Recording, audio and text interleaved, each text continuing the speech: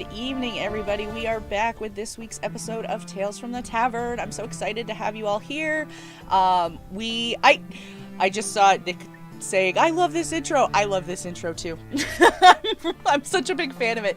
And it's funny, it always cracks me up when it gets to the part when it's like scrolling through the list of names about the guests and everything, because one of the guests that's listed in there is Yeetabrick something or other, and that was the nickname of a character that I played in another stream, which always cracks me up. So anyway, Yeetabricks. That's the name.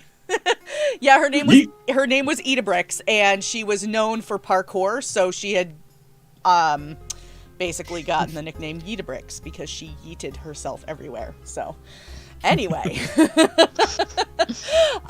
yes, so we are back. I have a great group of guests with us today, and so what I'm going to do is I'm going to have everybody go around and introduce themselves and tell us a little about who they are and where you can find them online. So we're actually going to start with Chowder.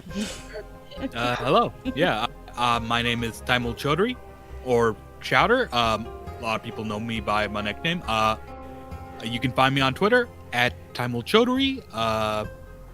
I also am a part of Dice Populi, a real play D&D podcast, and I am also a part of the Common Geeking Program, which is this book club for geek culture. I also run their Twitter account at Geeking Program, and yeah, you know, I like cartoons, I like video games, and I exist. You're a real person. He just fades away. It was very funny when I reached out to Chowder about coming on. Chowder was like, I've never done a stream like this before, and I'm like, it's okay. A lot of people coming on haven't, so we promise not to be too scary. Well, thank you so much for coming on and joining us tonight. I'm excited to have you on.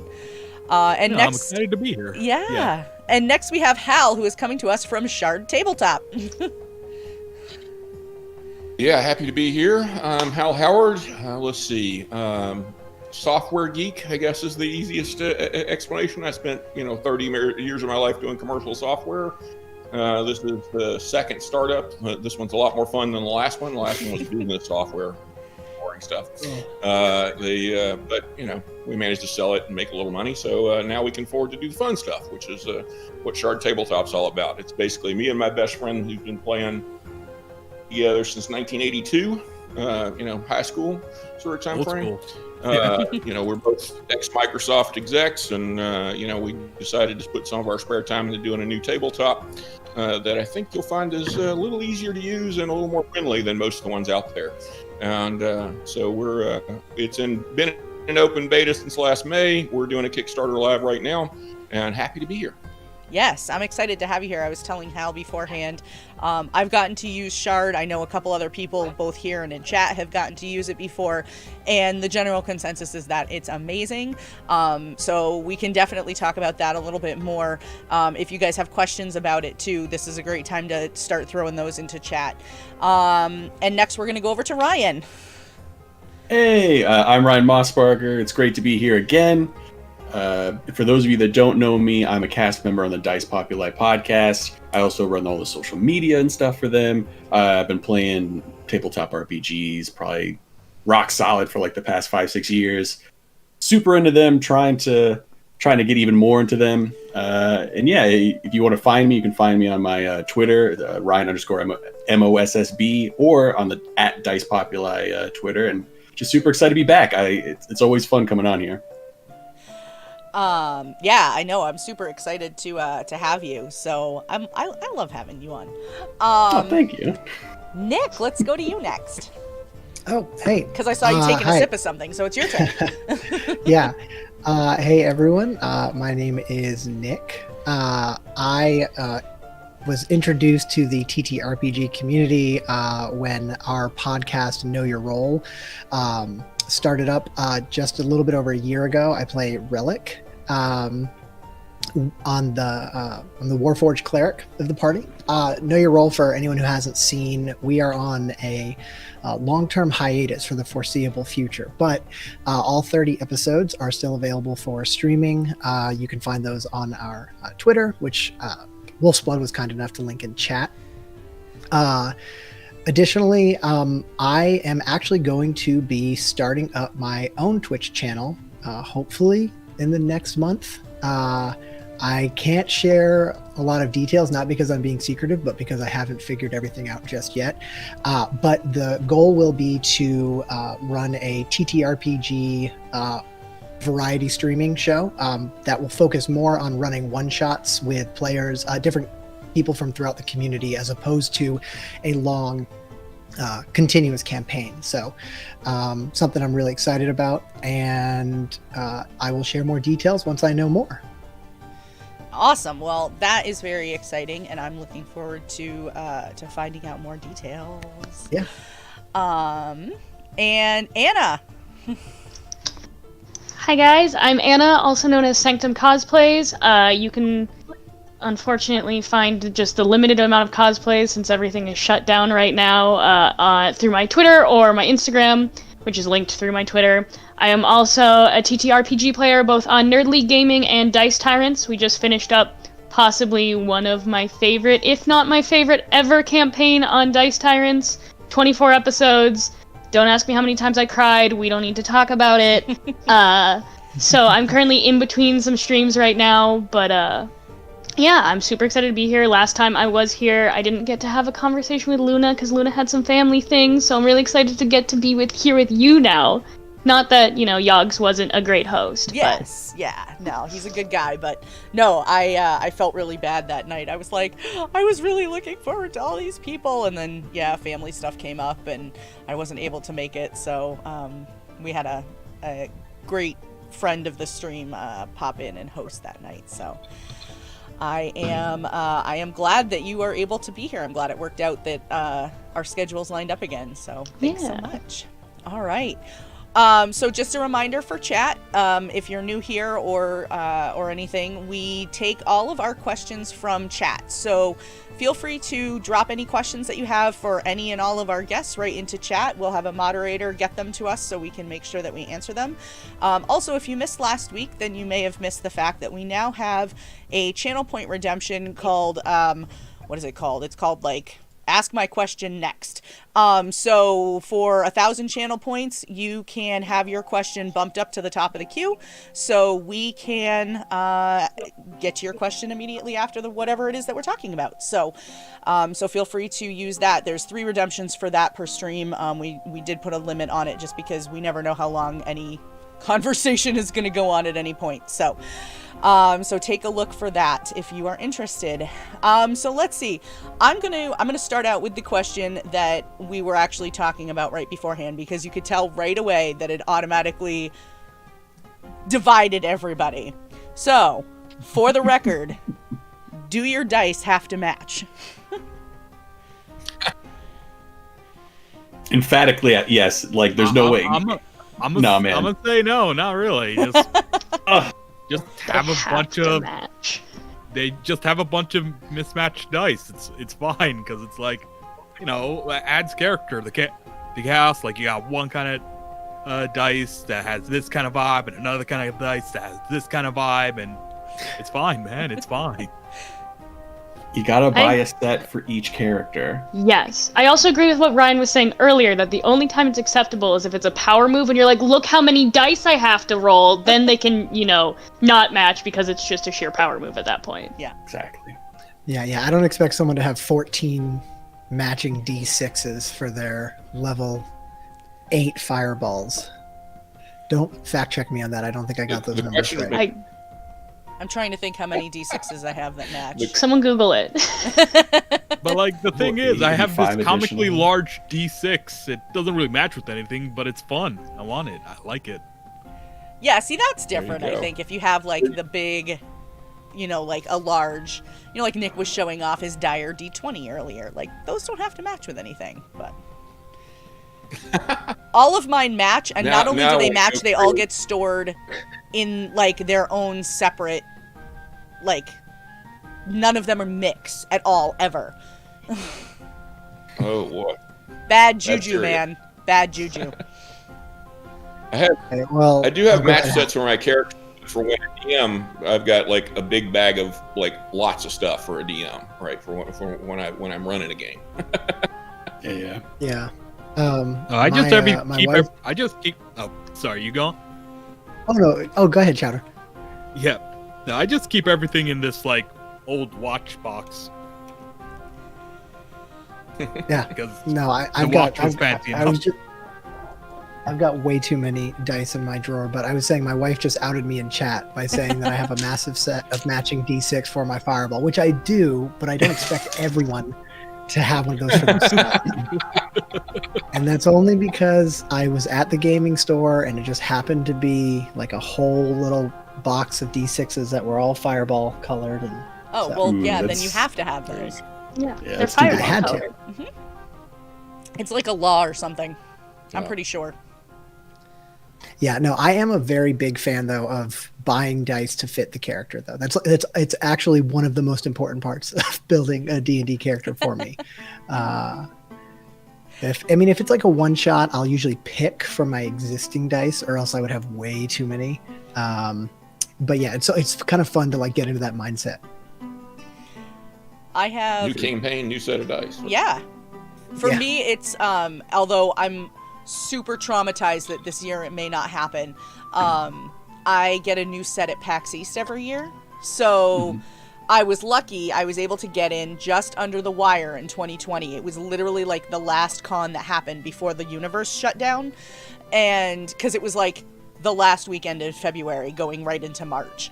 And like 2 days later, they were like, oh, there was a big outbreak of COVID-19 in Boston, but it was like at the other end of the city. So thankfully it wasn't where I was. But yeah, so I'm like, I hope I can get some more dice at PAX East, because Yeah. that would be sad. But Just gotta get your bubble suit.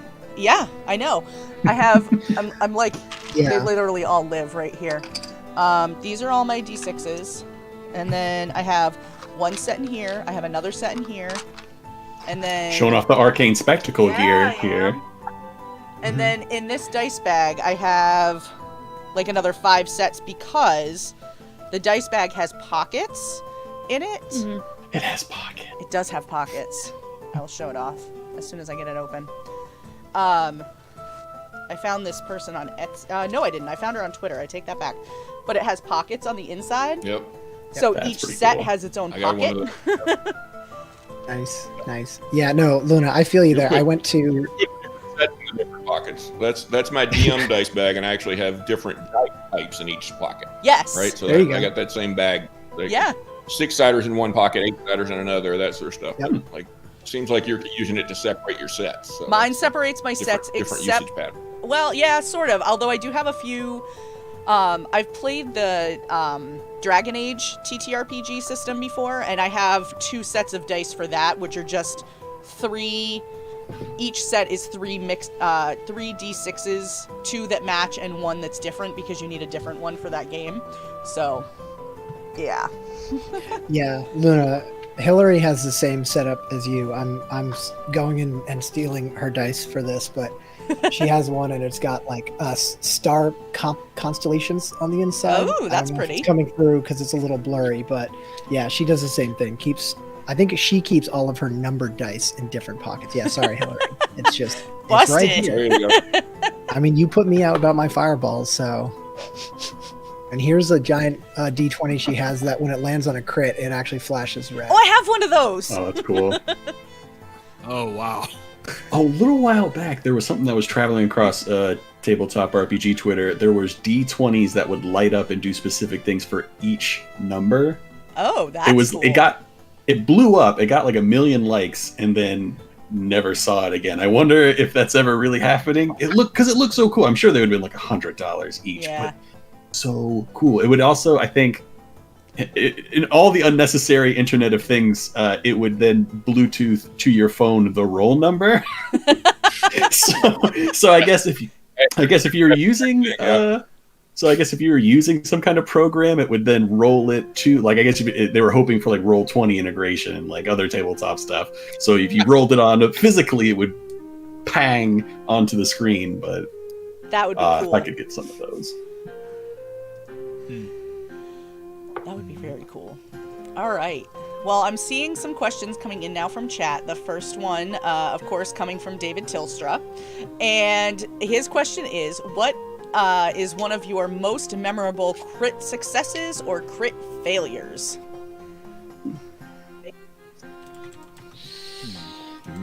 You're gonna make me remember specific rolls? I always remember the ones where I roll a critical, right? But then the damage dice come up all ones. Oh, So, those are It the wouldn't worst. happen. all the damage. Those are the ones I remember, right? Like the ones that were magnificent, where the dice came out great, don't ever remember those. But when the dice all come up ones after you roll a critical, I'm like, I could have done more damage on a regular hit. What are you talking about? Yeah, You know, I without do- going I off do- on a... Oh, go ahead. I do have a fun little crit fail story. So I was playing as this warlock, and Archfey warlock, and he had Mask of Many Faces, so he could disguise himself. And I was doing reconnaissance in this dungeon, and what I did was like I disguised myself as like a zombie version of myself to like trick all the other like zombies and skeletons around. I was in a room full of them, I was in like this crypt, and like all the zombies started coming out, and like I was trying to like just sort of walk my way out nonchalantly. Crit fail, nat 1, and it's just like everyone looks towards me, and I'm in the middle of the room, and I'm sticking out like a Thor's thumb, and it's like, fuck. Yeah, it's like a scene out of The Walking Dead or something where they're trying to like blend in, and somebody coughs or sneezes or something, and they all like turn and look at the same time. Honestly, it's more like that scene from Emperor's New Groove, where Cusco's like, ha! And then all the Panther just looks. Yeah. Panther that just look at him. Yeah. I like that comparison better, actually.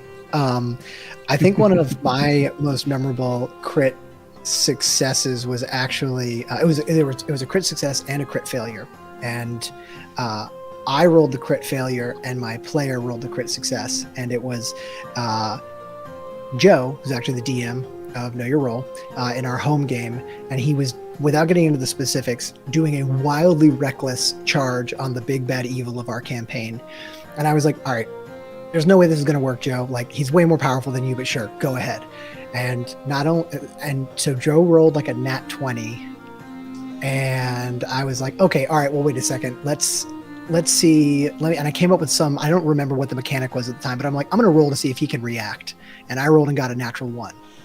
And I just had to respect the dice and understand that it was meant to be. And he ended up, he didn't kill him, but he tackled him out of like a 3rd floor window.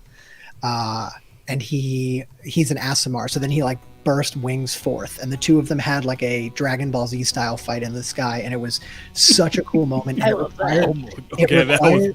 That is badass. It required me to rewrite the whole rest of the arc of the campaign. Oh no. And I remember him telling me, I'm really sorry, man. And I was like, no, man, that was just an example where like I trusted the dice, and I some DMs might fudge the rolls and been like, oh, hey, sorry, man, he dodged out of the way. But I ran with it, and it completely changed the direction of that campaign. So that was one of the most memorable ones for me. I'm sure I'd like to remember any time I've ever rolled a dice ever at this point, so... Yeah. I have one story. I don't know if it's my favorite, but it's the one that's coming to mind right now. So we were playing Pathfinder with a friend. It was like a home game. And it was like the big sprawling campaign, and we had just come upon like a small town that we could do some trading in. And in Pathfinder, it's all about getting the right gear at the right time and making sure your item progression's right.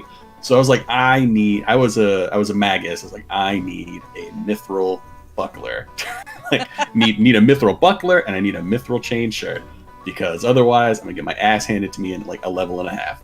So we go to this town, and I'm searching long and hard, and I think the GM at the time, he was trying to go for like a pretty low level magic setting, so he was kind of like trying to get in the way. I remember rolling pretty high to find somebody. He's like, okay, yeah. And then I talk to these people and I look at the stuff, and it's way like I think on Pathfinder in the book, it's supposed to be like 200 gold or something like that, or like max 1,000 gold. He had it for like 5,000 gold. Did not have that much money. So I started to walk away, and he's like, "Hey, feel your pocket." And I was like, "Oh, what's wrong with my pocket?" He's like, "They stole all your money when you had your back turned." And I was like, "Oh, come on." And I make it back. I went out on my own. I make it back to my friends, and then I'm like, "We gotta go. Some bad people are here. They just hurt some people, and we got to get them." I roll pretty good on the persuasion check, and he's like, "Well, you don't know where they are." And I was like, "I have." I took one of the things where you can get like a bird companion, a familiar. I was like, "My bird's got plus 15 to perception. Hopefully that's enough." And he's like, "Okay, yeah." I was like, "I rolled it, natural 20," and he's like, just write some stuff on his notes. I think he was hoping for it to be like a long-term comeback. But immediately we followed these people out. I wasn't able to convince everybody in the party to come with me. And then we stopped them in the middle of the road. And then we had this huge battle where it was really lopsided, but we just barely eked out a win. I was able to get my money back, and then I found out the chain shirt was fake. Oh. So it was like the biggest like right turn, left turn, right turn, left turn. Oh, we got it. Hey, I got my money back and all this stuff. None of the crap was magical. Like, it was all just fakes to like bring in dummies like myself and steal their money. But no, I remember that nat 20 just because he was like, God, whatever. He starts writing down a couple of notes about something. He's like, all right, you find them. They're like a mile out, but you need a horse and a fast one. And we were able to like organize stuff really quick. But yeah, I remember that one. That was a good one. Oh my gosh. I do want to update. My boyfriend is an almanac of everything 5e, and it's 13d6 for a level 8 fireball, in case anyone was curious. I texted him when we had that conversation, and I just got a text back 13d6. So in case anyone wanted to know, you need 13d6. Wait, I have 13. There you go. Are they all the same color, though? They are. I got one little extra one just that randomly got in a dice bag one time. My most memorable Nat 1, I don't necessarily know if I can count it, because the system I was playing is Aether and Steamworks, which allows you to re-roll natural failure. Well, allows you to re-roll any roll if you have an ace, or, since it was a streamed game, the audience could also donate for it. But we were in what was the beginning of the final battle, and my dumbass was like, I'm gonna crawl to the top of these rocks to see all the evil people probably running away, because we beat them up. So I stand on the top of the rocks, and I met with a firing squad. And I'm like, oopsie doopsie. And the moment the firing squad goes to hit me, I hear a voice behind me, and it's the daughter of the BBEG, who's also just bad news. My party tries to, like, scramble, and they turn the stone that I'm standing on to sand, and I start falling. But I get a nat 1 to resist the attack from this person, and our DM just starts giggling. And I'm like, oh, this is where I die. Like, this is where, like, this isn't even the end of the season, like, this is where my character dies. And it was the worst nat 1, because our game master gives you the choice anytime you roll a crit fail or a crit success to do something that either affects you alone or affects the party. So, me trying to be the selfless person that my character was, I'm like, it'll affect me. And he's like, cool, this is gonna do so much damage. And I'm like, hold on a second, wait, Ty, no. And luckily the audience donated to let me re-roll that crit fail.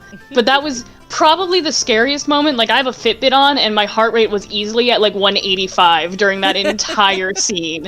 And I was like, oops. So that's probably my most memorable crit fail. Oh my gosh. Nice. Heart rate monitors during play. That sounds like a good idea. Listen. Maybe Shard It's should scary. incorporate Love that. The feature. Shard should incorporate a connection between like a heart rate monitor Yep. and the virtual tabletop, so the DM can see what's going on with the players. And tell if too they're- much tell if Incorporate they're- that into like a Call of Cthulhu Keep the campaign. heart rate monitor right next to the character. Yeah, you can tell if your players are lying or not. You don't even have to roll insight. You can be like, I don't think I buy that, actually. My GM, who's in the chat, literally just said, damn audience saving players, so we know how he felt about that reroll. He did an Aether and Steamworks one-shot with us a few weeks ago. here on this channel, and I got to play in it. And this was not a dice roll thing. This was another player thing. And my character had one of her arms was a mechanical arm. And one of the players was like, "Can I borrow your arm to do the thing?" And I'm like, "Only if I'm going to get it back." Did she get her arm back? Oh no, it got destroyed. But in the end, her arm ended up growing back. So that was cool, I guess. But Such is life. Yeah, but it was just really, really, it was just really funny. I told Mac and Chat, "What the hell is the thing?" We had to escape from a pimp slap. No, we had to escape from a space station, and the thing, what's the word I'm looking for? Like the conduit, basically, to get from one place to another broke, and so they wanted to use my arm as a grappling hook. Good use for a metallic arm. Yeah, I mean, it worked, but it was very, very entertaining. So speaking of Lot Evenstar... No. Oh, I'm gonna ask it. I want it. I didn't say you had to answer it. His question is, have you ever had a character leave, move on, or die? And if so, how did that impact you?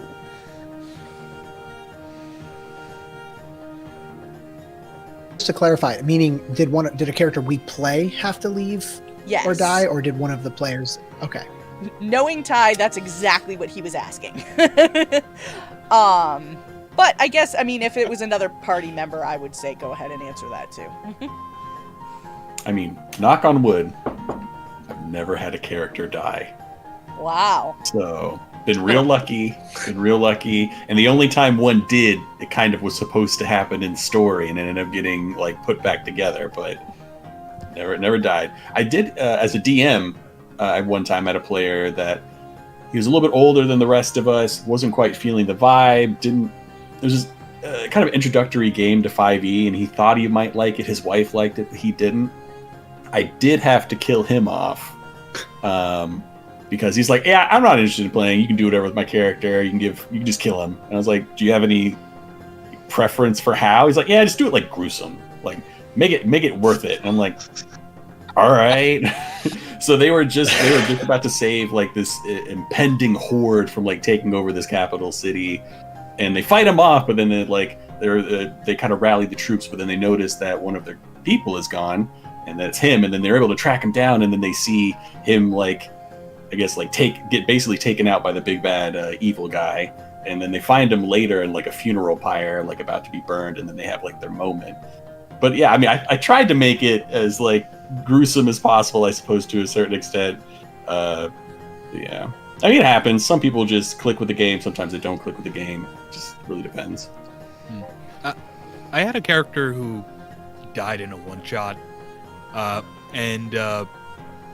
So, like, he was a ranger, and, like, we were fighting a gelatinous cube, right? And I was, like, firing arrows at the thing, like, thinking, okay, I'm outside of its move. Its speed, like, the number of feet it can move. And, I failed to take into account the dash action, because the gelatinous cube doesn't need to attack you to do damage. It just needs to engulf you, basically. So the thing moves and then moves again, and I get caught in the cube. I suffocate and then get dissolved in acid. And Well then. yeah, that was not a good day for Kirk Carrar. Aarakocra Ranger with a great sense of fashion. I never knew him, but I wish I did. He sounds pretty great. Yeah. I think one of the most impactful character deaths, it wasn't my character, and that's why I'm technically cheating with this answer, but it was a character played by our friend Beans, who plays Jeff on Know Your Role, my wife Hillary, and a couple other friends. It was a home game. He played a dragonborn fighter named Juan Tinscale, and he was like very cocky and confident and like had a ton of swagger. And we were in a fight that it was very clear we were not meant to win. You know, when the DM throws that guy at you and you're like, guys, like, did you say a 23 misses? Okay, we're getting the hell out of here. That cockiness is ultimately what brought his character down, because he wanted so desperately to be the last person to hit the boss before we left. And so our barbarian had hit him and then had started to run. And we were like, all right, Beans, like, we're going, like, we're leaving. And he was like, I want to get one more hit in, which meant he couldn't take the disengage action for anyone not familiar with 5e, which meant even though he got the hit, when he ran away, the boss got an opportunity attack, and it was a crit. And it was a boss that had some crazy feature like reckless or something that basically ended up tripling his damage. And our DM rolled so high. It was so high. And ended up killing him in a single blow. And we all had to leave. And it was devastating, I think, specifically because it came out of nowhere. Like, we all assumed, like, hey, yeah, we're gonna get away. This is the DM just scaring us. We were all like laughing like 2 minutes before that, like, oh, haha, here we go. And then it was just so sad because like it was a little bit different than one where you're building up to that and you know, like, all right, one of us is gonna die. So that one kind of hit me and made me think in the future as a DM, not necessarily that I'm going to do exactly that, but, you know, finding ways to like make a character or a boss that's threatening, especially when the players aren't taking it seriously. It made it hit a lot more. Mine is actually the exact opposite of your experience, Nick. My character was a class called Fate Broken, which its final move, if you choose to use it, self-destructs you. You get super powerful really fast, and then after that scene is done, you have 5 minutes and you disintegrate. So I knew from the very beginning when I made that character that she was going to die. But it did not hit me until it was being described as her entire body, like, locked up. She could not move. She could not get to her friends to say goodbye. She watched the one person who in her life, like, saved her when she was really young walk away into a different area without being able to call out for help, and then just watched her slowly disintegrate. And it was gut-wrenching to sit there and be so close to all of my party members, but unable to be with them, to, like, be around the people who finally made her feel strong in a way. And it hurt so much. So even with, like, that knowledge of, like, okay, I'm gonna build a character who's just gonna, you know, punch, self-destruct, it's still just killed, because I don't think I was taking it fully seriously, where I'm just like, it'll be fine, and then it happened, and I'm like, but wait, hold on. So yeah, that's the stream that I cried for, I think if you time it, 45 minutes at the very end, I think, right around there. Yeah. Ooh, rough. Sorry. I had a character. So I'm one of those forever, you know, so I don't kill characters that I don't have enough characters that I've played to actually have one killed. I play mostly in one shot, so I don't think I've played a long campaign in a long time. But, you know, a few years ago when my kids were both teenagers, I remember, you know, my daughter sacrificing her then character. And basically, you know, it was devastating for everybody until after the session she looks up and says, yeah, I was just done playing a cleric. I want to move on to something else. It's like, you're like, what?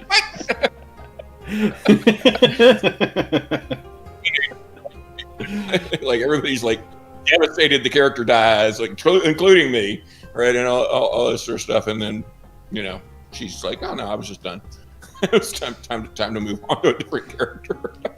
Yeah. I've had a couple of characters die. One, I didn't so much feel it, like, because I was really attached to the character. It was more so because I was furious at the DM. This was, like, way before streaming. Like, I don't even think, like, pre-Twitch stuff was even a thing at that point. And my now ex-husband was the DM. And I was playing a Centaur Ranger. And we were in, like, I don't know, some crypt somewhere. And we walk into a room and there's a sarcophagus in there. Well, my character was strong, but not exactly smart. And so I'm like, well, I'm the only one strong enough here to open this sarcophagus. So I open the sarcophagus and out pops a vampire who casts Slay Living, and boom, I'm dead. And I almost flipped the table. I was so mad. So that was just more like being super irritated with the situation. And then I had a character, one that actually like I felt.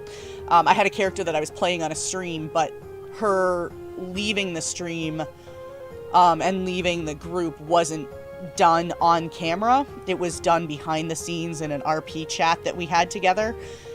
And basically through the whole stream, she had always felt like, I'm not part of this group, I shouldn't be here, I'm not right for this. And so ultimately what ended up happening was they were out, there had been a big fight, one of the characters lost their weapon, and it was a mishmash of two systems. It was a World of Darkness / Savage Worlds campaign, and so there was like guns and things like that, and so somebody's gun had gotten broken in the course of the fight. It jammed or whatever, I can't remember now. And so my character was a werewolf and didn't really need a gun. She just had one because there were times that she wasn't walking around with giant claws. And so she basically left, and when she left her Glock on the bedside table of one of the other people and left a note and just said, hope this will tie you over until you can get a new one, and just grabbed her bag and left. And it was awful. I was in tears when I wrote it. I was in tears. I had to leave the stream because of my own like personal scheduling issues, but it was devastating for me to have to give that up and to have to leave, and it was very tough. And I was in the middle of sort of a friendship that was collapsing, and so there was a lot of sort of stuff that I had to work through along with it, so it was really, really hard. That's intense. It was.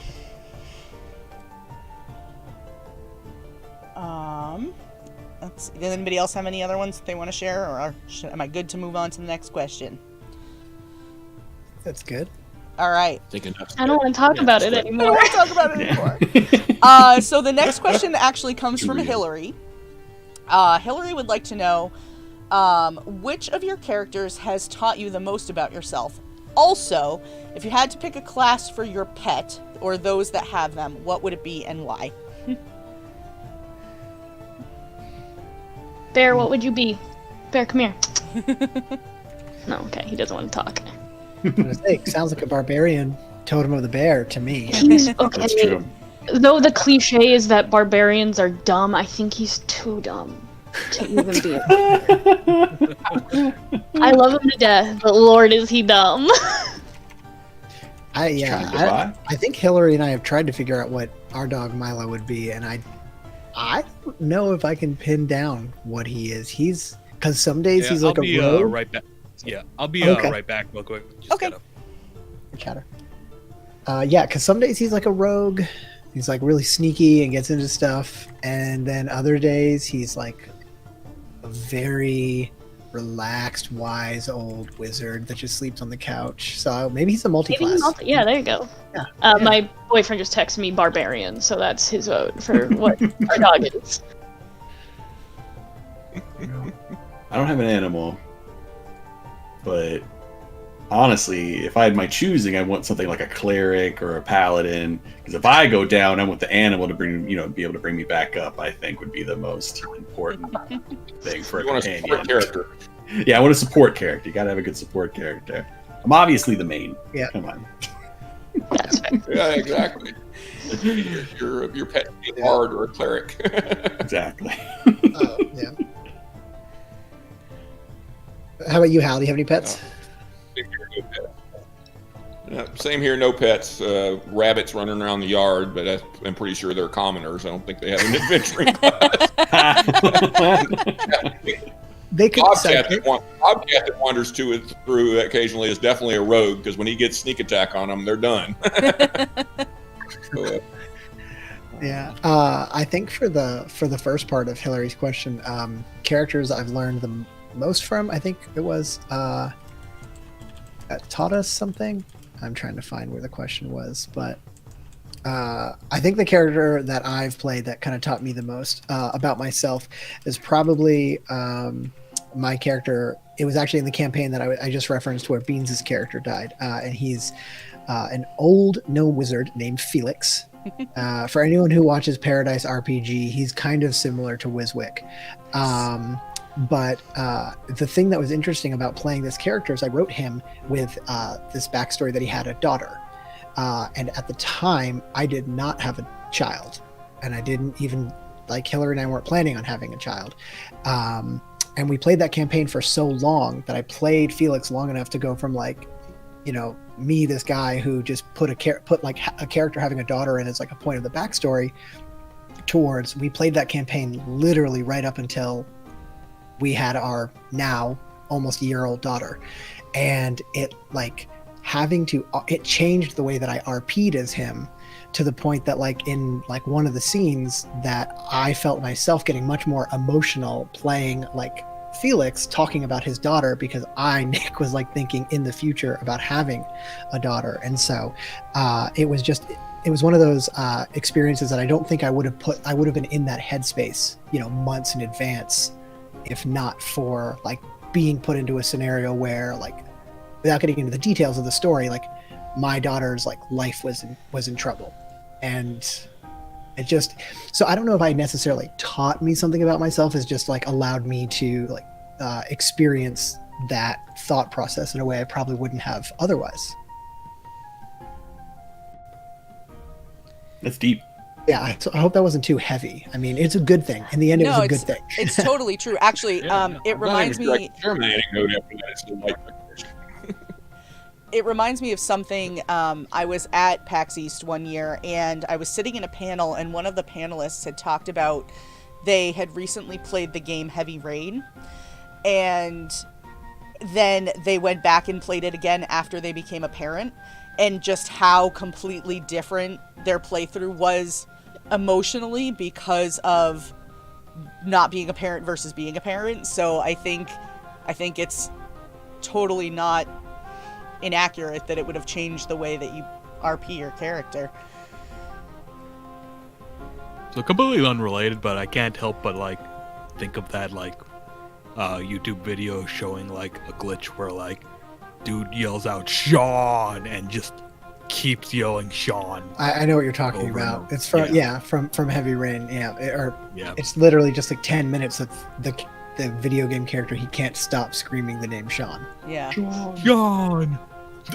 I'm sorry. I don't know why my brain does this. It happens. It's all good. I think I'm kind of in the same boat with Nick, where I don't necessarily think I've had a character that taught me something, but I've had a character help me get through something that has happened. I don't know how familiar any of you guys are with the Powered by the Apocalypse game Monster Hearts, but I was in a Monster Hearts stream where I played the Mortal, which is, if you ever play the game, do not choose the Mortal unless you are willing to deal with some very deep shit. The whole point of the Mortal's abilities is to make excuses for people who either physically or emotionally hurt them, and you get more power from that. So I spent, listen, the game is really dark. It's super fun, but you have to be in the right group of people, otherwise it could go downhill super, super fast. But I played Immortal against my game master's 4-time warning of hey, I know the shit you've dealt with, maybe you shouldn't. And I'm nah, it'll be fine, I'm with friends. Should have listened. But the Mortal character, the whole also point of the Mortal is you have a love interest that you get a lot of power from working in dynamic. This love interest just so happened to be the player who is playing the Queen, whose entire job is to manipulate people and be a dick. So I purposely put myself in the position to be manipulated and just it was a very hard time, but I think through it actually helped me grow a lot from hard relationships I had before that. I would never do it again, like, at all, but I definitely think playing that character helped facilitate in a way. So there you go, Nick. Now you don't have to worry about being the only one who brought something dark. I got you. Thanks. Dork. Dork. I feel like a lot of us, I shouldn't say a lot of us, I feel like inevitably there's always somebody in every game that has something that's like, I'm working through this thing, and this game is going to help me get through it. You know, it That's just why seems so to many- be that way. It's why so many characters have daddy issues in their backstory. We're all working through it. We're all working through something, you know? Yeah. Oh, God. Yeah. On that note, I do want to say, like, I know we've probably talked about it on Tales in the past, but I always encourage people, if you've always had characters with tragic backstories, just try making a character who had a perfectly lovely life, and they're just going out on adventures for fun as a hobby, because it changes it. Like, it's very uplifting to not have to think about, like, oh, the bandit captain that killed everyone in my village, he's gonna come back, you know, like, to just play a character who's like, yeah, I'm having a great time with my friends, and you know, after this I'm gonna go back home and see the wife. I mean, I just think it can be a very different experience than this, like, stereotypical everyone is like an orphan or Edgelord. Yeah. I've taken that advice. So we're home campaign. My friend of mine has started up. We're just gonna do some Curse of Strahd. It's gonna be Eberron themed. Everybody is like picking the most edgelordy characters possible, like very deep drama, like da da da da. And mine is like this happy-go-lucky drow that's only like 86 years old. So maybe like 14 or 15, so just kind of plucking along, having fun, doing whatever they want to do, and I'm just waiting for like the arcane gestalt horror to start happening. She's just kind of like plucking along. I have a character named Grizz that I play in Pathfinder, and he's basically like this cavalier who was raised that way, and like just doesn't really have any kind of trauma to him. He's just like a big dumb idiot who goes on adventures and like helps people out even when they don't want his help. And he's like a very Don Quixote-esque character, and like the reason for his creation was like my friend was like running this campaign that we'd all be in like an adventurers guild, so I'm like, okay, I'm gonna make a character who's like very orientated towards adventure. And so I have this dude who's good at like fighting, who's good at like dungeoneering, but is stupider than the horse he rides. Wait, didn't we play a very brief Starfinder campaign where Grizz made an appearance in the future? Yeah, no, that's the exact same character. I mean, the idea of like this guy who's an idiot by like the standards of the medieval times being in space, the future, was hilarious. And I wish that thing lasted a little longer, because like, one of the ideas I had for him was that like his lifetime of skill as a cavalier, for no good reason, translated really well into piloting. Cars, motorcycles, starships, alien creatures. If it can be ridden, he can ride it. And there's just not a good explanation why.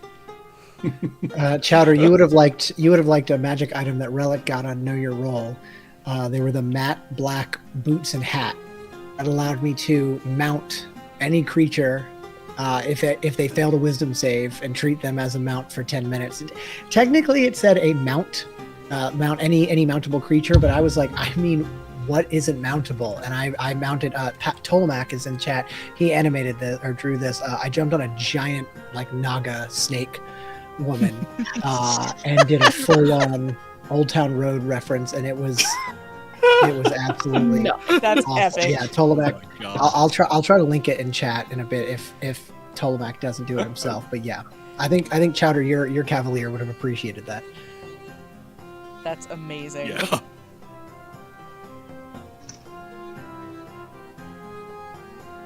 I'm trying to think. I had a character similar to like the happy-go-lucky. I did a one-shot, one of the Carefall Irregulars with Lawful Great Adventures, and my character was just like this, you know, same kind of thing, like this super happy-go-lucky, like, street magician who, you know, like, really her goal was to, like, you know, if she saw a kid crying in the street, she'd do, like, some illusion so that they would be like, ooh, you know, like, and stop crying or whatever.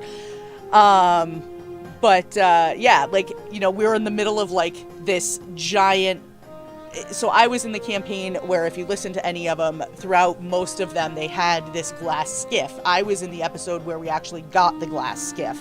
Yeah, And me too. yeah. And so you may remember, Ryan, when we were racing through the woods and we're trying to figure out how are we going to keep tabs on them, my character is like, well, I'm just going to light it up so we can see it, and it's really bright. And so he's like, okay, how do you do that? So basically I just kind of frame it like this, and I just go whoop, poof, and it turns bright pink. And he's like, so basically your magic is Photoshop? And I'm like, yes. What is illusion but Photoshop for reality? Yeah. So it was, I mean, like, that was how she solved stuff, was like, she's like, I'm going to turn it pink. Like, why not? You said that was, you guys got the glass skiff, though? Yes. Yep. Yes. Ryan and I did that episode together. I based my character, that drow, kind of on your note from playing in Carefall Irregulars. Like, I love that character so much that I wanted to emulate it in some way. It was perfect. I feel so special now. Yeah. She was super sweet. I would not be sad to bring her back at some point. Yeah, I need to get back. I want to bring back my character. I had so much fun on that Carefall Irregulars thing. Those were so great. If Look, you don't, someday I want to play Starfinder again. Bring back Grizz. Yeah, no. Carefall was a lot of fun. It's funny that you guys mentioned the skiff, because the character I played in Carefall was like a 7.5 foot tall fallen angel named Justice. I definitely listened to that episode not too long ago. Had to sit in the front seat of the skiff, and I described like his knees being up to his chest and like holding his sword, like, trying just desperately to fit. Yeah. Because he described it as being very sleek. Yeah. I was like, this sounds like a sports car, and I'm playing like a guy that's bigger than The Rock, so I don't know how this is gonna work. Yeah, he's like, it's like a Bugatti, but crystal. Yeah, it was really fun. Yeah, if you don't listen to the whole thing, if you just go back and listen to the episodes that are labeled as Carefall Irregulars, like, that alone are just super fun, and it's a totally separate entity from it's set like 1,000 years before their main storyline. So using a different system, using Quest, which got me into Quest. That's a great system. I love it.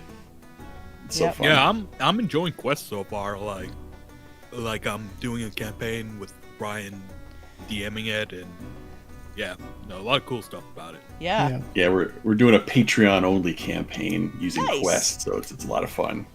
Nice. Hal, you said you've been playing since the 80s. Do you have is there a character over that time, since then, that like one specific character that you felt you learned the most from? Wow. So, I mean, everybody remembers their first character that they played, right? So I was, when we were kids, when I started playing in 1980, I was the DM for most of the time. But, in the campaigns where I did get to play, I played, at the time, all elves were sort of fighter magic users, basically, right? So they all had split class, or at least most of them did. I can't remember which rule set it introduced it in, but this character was his eventual name was Glorfindel of the Nine Lives, because he died so many times over the years and kept getting resurrected, right? That's awesome. And that kind of stuff, because he was, for a character that should have been, relatively conservative, think long-lived elf, he was just always up front charging, like, drop kick a door, do whatever, and that's freeing as a player, right? To just not care, right? And go forward, right? Not be that cautious. And that sort of stuff. So that was a lot of fun way back. And then the one I just played a session with yesterday, one shots that I play a lot of one shots in, is a barbarian. Right, his name is Unkindi Ko. He wields an axe in each hand. He's a big tattooed barbarian dude. right? You know, I think his stats say he's of average intelligence, but like I basically play him dumb as a rock, right? His life is real simple. He just likes to hit things with his axe, right? And you know that basically means, you know, that it's freeing in a way to play that way, where you don't have to think too much about what your character's going to do, right? It's just like their reaction to most things is, can I hit it with an axe, or can I spend it, right? You know, in terms of it's loot or it's something that's an opponent. Right, so those kinds of things, but yeah, so you know, for me, it's like I never take the character that seriously. I don't build characters with deep dark backstories and, you know, all the craziness. When I get the opportunity to play the game, I play the game for fun, right? Yeah. And so, you know, for me, it's like, pick a character concept that's going to be fun based on the setting you're in. What, you know, and they vary, right, in terms of what they're doing, but like it's always about having fun.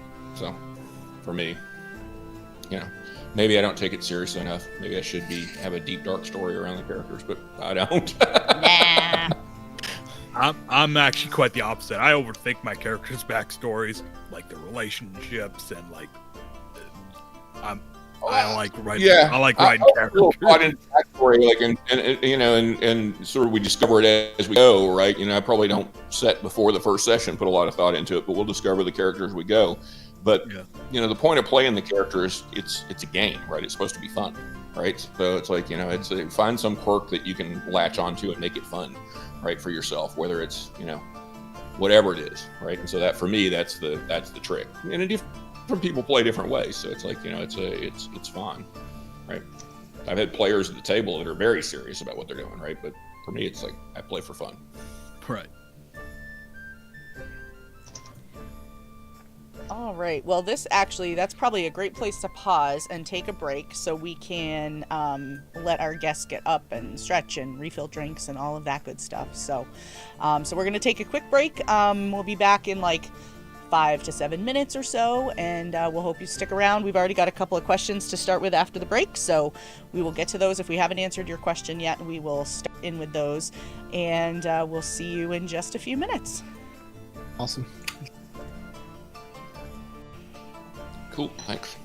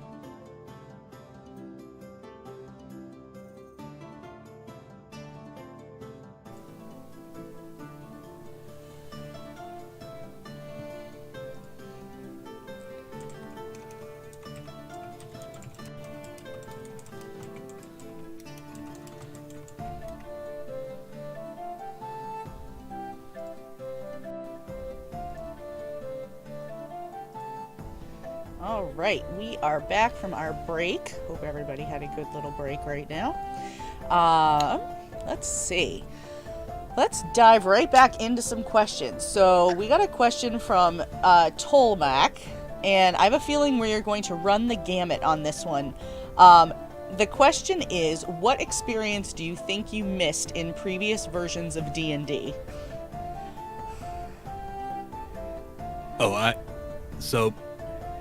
What I feel I miss, or what I missed from previous versions of D&D, and I got into 5e, and so like all these previous versions are like these things from the past that I don't have that much experience with, but like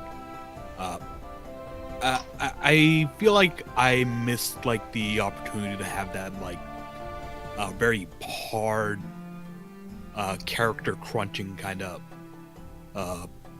gameplay style where it's like every last hit or every hit could be your last, and like kind of living on the skin of your teeth, because like 5e is great, but it's also like very easy to survive in that game, and I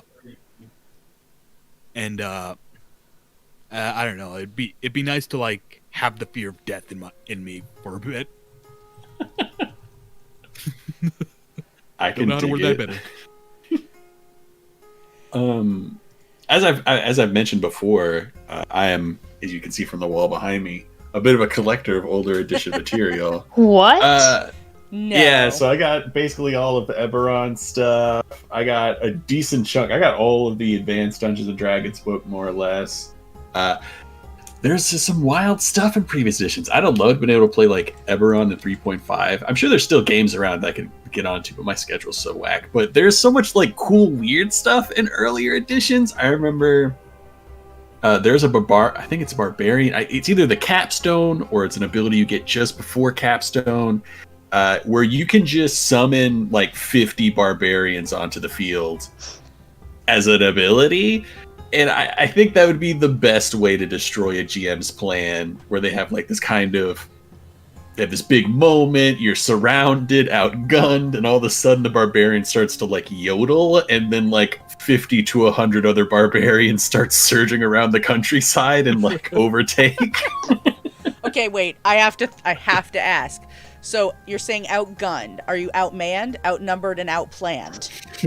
Oh, well, I would say everything but the last one, because the barbarian always seems to have 50 to 100 other barbarians on lock on speed dial. So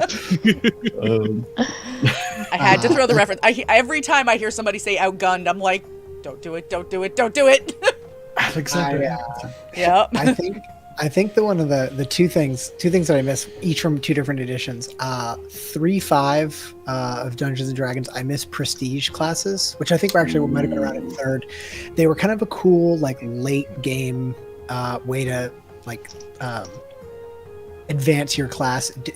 They're like the subclass, but one level more advanced than that, because they had a lot more specific requirements, things you actually had to do in the story in some cases to become those subclasses. Like, it's not just like, oh, get enough XP. It's like, it might be discover an ancestral weapon or defeat a fire elemental, things like that. Yeah.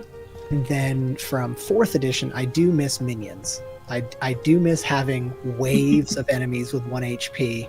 And I sometimes still use them, not frequently, but like when I really want my players to feel like the badasses that they should be, especially as they level up. I think it can be really fun to just put like 20 minis on the table or on your virtual tabletop. Cough, cough, shard. And just see like your characters like really feel powerful by being able to go and swing through them. So I'd say those are the two things that I probably miss. Sure. So the prestige class, I know at least one publisher that's built those into 5e, right? That there's a set of classes you can multi-class to after you have a certain number of levels in the core class, right? So if you have 10 levels in Paladin, you can become Knight of the Order of whatever, right? That's a prestige class that has 10 levels in it. And same there. I know at least one publisher that's done that. And minions is, hey, that's a game master's prerogative. Like you said, you can decide that you're going to put things on and have, damage from a single strike apply to multiple targets and all that sort of thing. Those are there's nothing in 5e mechanics that says you can't, right? Yeah, absolutely. Yeah. So I don't know a whole lot about previous versions of D&D. I played a little bit of like 2E when I was really young with my dad and his friends, and that was me just throwing a die and being like 6, and they're like, cool, you don't do anything. And I'm like, cool. So what I really think I've missed out on is a lot of math, and I'm okay with that. So I mean, we could pull you into a Pathfinder First Edition campaign, and you I'm would not okay. feel like you're missing anything. I don't like math, so we're just gonna not.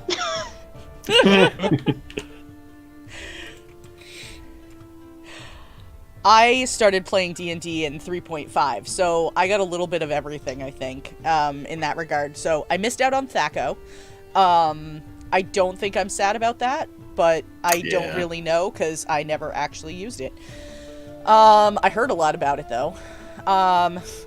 Like you, Anna, my daughter used to play when I played 3.5 because I started playing like when she was a newborn, and she would basically do the same thing. Like, she would come to the table when it was time for a fight, and she would roll her die, and her miniature was a little ceramic bunny that came out of the Red Rose tea box. And she would roll her d20, and she would, whatever it was, and she'd move her little bunny around the map, and then she would go back off and do her thing. So, Yep.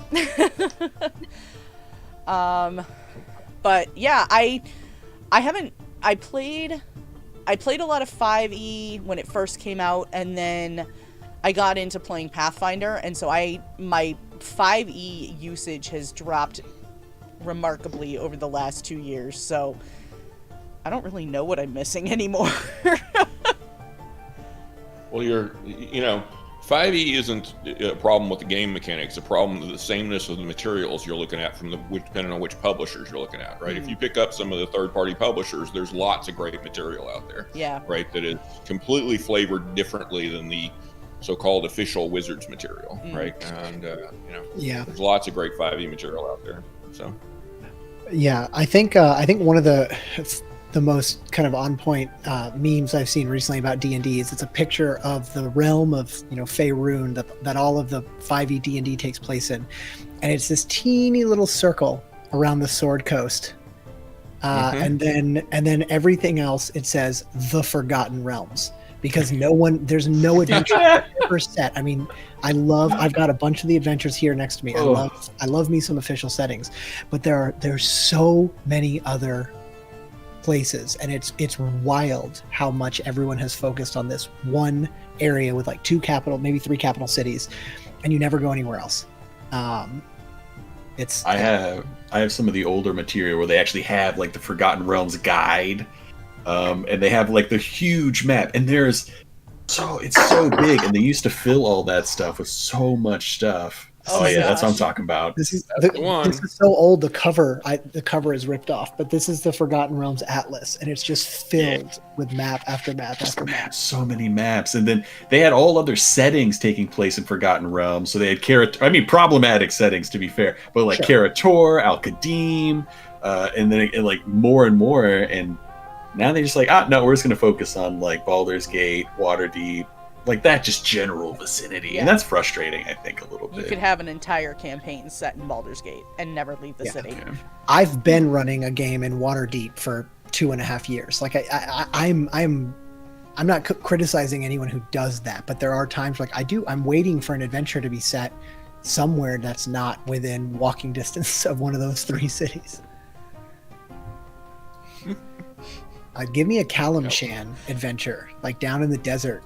That would be so cool. I dig it. The only thing that they really have right now is they have Chult, Tomb of Annihilation. That's about it, but it's a very small piece. Yeah, and that's why to pitch Shard for you, Hal, if you're not going to. That is one of the reasons why I'm so excited about all of the third-party folks that you guys are bringing with the Kickstarter. There are a lot of really unique places that fit right into any 5e game. You don't have to go and catch up on books and books and books, but they're in really varied settings, and they add lots of new, even variants to the rules, which is. I was just one of going the to things ask I'm about most that looking actually, forward to. because I know Shard's using a lot of third-party material, so I was going to ask about how that fits in with the official campaign stuff. No, so I mean, so official. It's interesting, right? There's obviously a publisher that owns the Dungeons and Dragons brand, right?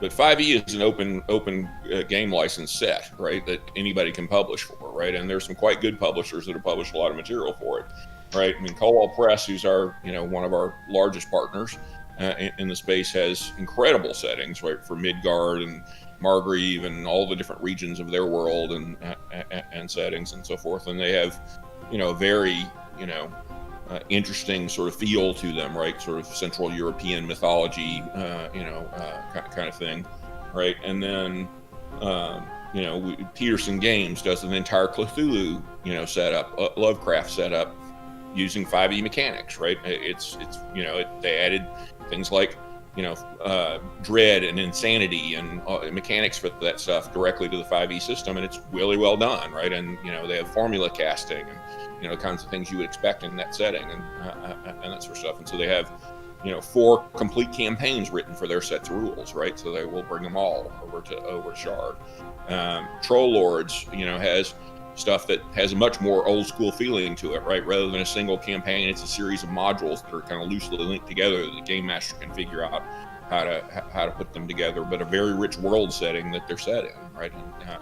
And that sort of stuff that has literally 400 pages of lore. Like if you missed the old Forgotten Realms Atlas, pick up the Codex of Aird, right? And read through what the history of that world is, because Stephen Chenault's a fantastic writer, and Troll Lord Games has done a fantastic job with that setting. So and there's lots of smaller publishers that have great stuff. I mean, Realm Warp is doing the whole Fallen Camelot, which I know people are playing that campaign. I don't know, Nick, if you ever played a session that came over playing over on the UO server. Yeah, right.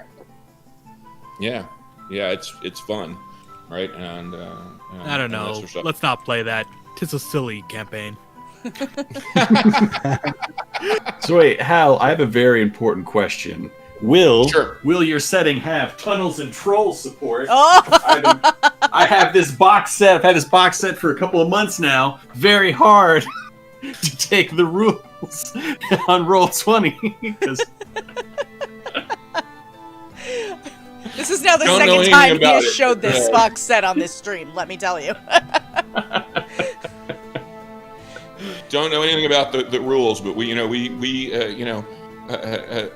thought about, like, because obviously anybody that's not officially licensed by Wizards can't use the D&D brand.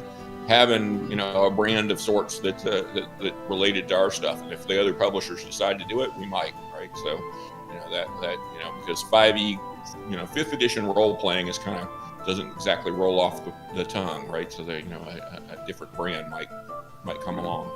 And the reason that your assertion made me think of it is one of the candidates was Tombs and Trolls. Maybe a ripoff of the ripoff. I see. Interesting. I didn't know the other ripoff existed, so. Yeah, didn't you find that at like a yard sale or something? I found it at a half-price books, and I couldn't say no to it. I picked it up. They taped it, which I hate, but it's like it even has the dice in it. Where am I going to find like 30-year-old dice? Look at these. Like, come on! It's got like handwritten notes, probably by some like 10-year-old kid. It's amazing. I love it. Would buy again. 10 out of 10. There you go. Perfect.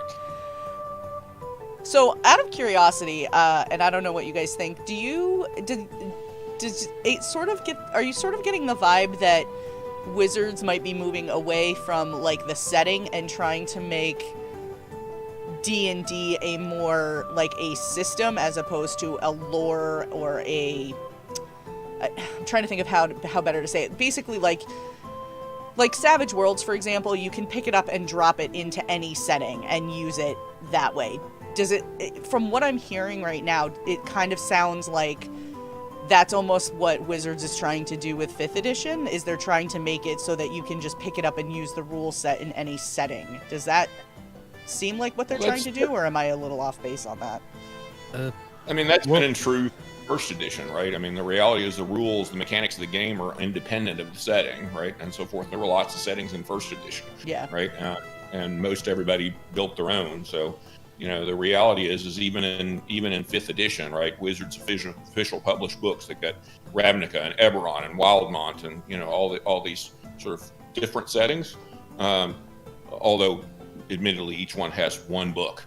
Yeah. Right? Yeah. So, they haven't kind of followed up on any of those things to actually give you more material about it, and at least for a couple of them, they've managed to make it, because they did them with third parties, make it so that the guild can't even do new material for those settings. So it's it's really so yeah. And then of course other publishers have tons of settings that, for the same game mechanics, right? If you know fifth edition mechanics, you're going to love Cthulhu, or right, if you love that sort of setting, you're going to love it. Yeah. So Right. Well, Brianna had a question. Going back to friendships in D&D, what's an unlikely friendship you have made through TTRPGs? I will take this moment to plug my lovely boyfriend. We actually met and started dating through TTRPGs online. I put a call out through Dice Tyrants, and I was like, hey, I'm running a 10 Candles game, online, streamed, I need players, anyone in? And I get this message from a bunch of different people, and he happens to be one of them. So our first ever experience together was me running a 10 Candles game and killing his character's husband in his arms, and apparently that was the moment he realized he had a crush on me, which I think is weird and slightly concerning, but that's kind of how Robbie works. So that's probably the best friendship I've gotten out of TTRPGs, is that random happenstance encounter at the beginning of quarantine where I was like, I want to run 10 Candles. Who wants to join me? And it just so happened I found him. Very nice. Laughing So in I chat right think- now. I think I've made a lot of really cool friends through Twitter and through like the podcasting world. But I think on a personal level, so I went to a friend's wedding about a year and a half ago. And I met up with a friend that like we always, like, whenever we hang out, we have a great time. And then his name is Tony. We would hang out. We'd have a great time. We'd always tell each other, we would like, hey, let's hang out the next time. Blah, blah, blah. We'll do something next week. And then we never did. And at this wedding, we were talking about something, and I was talking about my podcast. And he's like, yeah, I don't know about Dungeons and Dragons. And then somebody else came. I was like, oh, Dungeons and Dragons. I've been playing that. And he's like, oh, really? It's good. Like, should I do it? And like, we kind of convinced him. And now I'm talking to him almost every day about like D&D stuff. We play like every week. And like, because of that, he brought some friends into it, like some real frat guys. It was hilarious. Like, I did not think they would like the game at all, but they love the game. And they're probably some of the best role players I've ever played with. And I never would have thought it. A bunch of like dude bros from a frat, and they're just like so into it. And they're all got their own games popping off now, and some of them have taken up DMing, and now that friend group is even like, I've expanded into that friend group even more. So it's been like a good way to connect with people, especially now with like COVID. It's like the one Zoom call I look forward to in a week is whenever like I get to hang out with some of my friends. And I think you can't even put a price tag on some of that friendship. Yeah. Now I've made a lot. Well, mine's go ahead, Nick, Hal. mine and you, Nick, right? Because we without what we were doing around Shard, you and I never would have met, right? And, and that sort of stuff, and Jess and the whole crew over there and everything else, right? So it's like, yeah, I mean, two of us hang out now and talk about how to grow the community and do strange things and play the occasional one shot together and stuff. So yeah. Absolutely. No, it's true. Absolutely. Yeah. And that's kind of what I was going to get at. this idea of like making connections, especially during COVID, has been so important, I think. And I have made friends with people. I mean, Luna, this is like my third or fourth Tales. A lot of the other folks that I've met through Twitter, I had to explain it to my mom recently. I was talking about my friend, and I was like, okay, Mom, when I say like David, I'm talking about my friend David. And she's like, the guy that you met through through your D&D game. And I was like, well, we didn't play D&D. And I have to like walk it through like, no, he's from another podcast. And then she's like, okay, so he listened to your podcast or you listened, and it's this whole thing. And like now, the very first person that I reached out to on Twitter before I created the Know Your Role Twitter account on my old personal account, I reached out to Shannon of Paradise, and I was just like, hey, I've been seeing your name like pop up a lot, or on my feed, and I just want to say like it's awesome how much like positivity and enthusiasm you bring. And I basically asked her for like advice for someone who wanted to start a Twitter account like focused on the TTRPG community. And like now, a year and some change later, like Shannon sent us like a Christmas present for our daughter for like to wear like a really cute onesie that has a DM on it, and it's or a giant dice that says Future Dungeon Master. And it's so surreal to think that like at the very end of 2019, I was sending a message to her as a stranger, just asking for advice about like what's a great way to like make my way into the community. So, I mean, I could sit here for another hour and talk about like all of the other people that I've become friends with through this. So it's been really, really great. I would have to say pretty much anybody that's come on Tales. I talk with a lot of you guys regularly via Twitter or otherwise.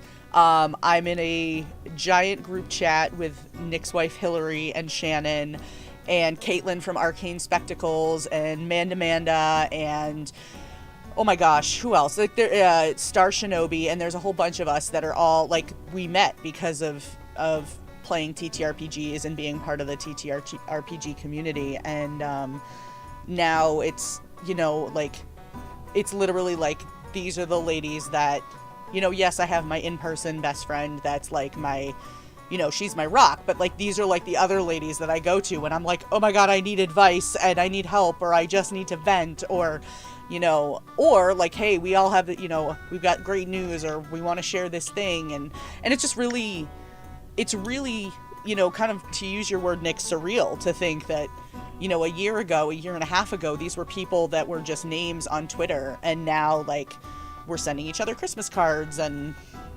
things like that. It's amazing. It's really, really amazing. So yeah.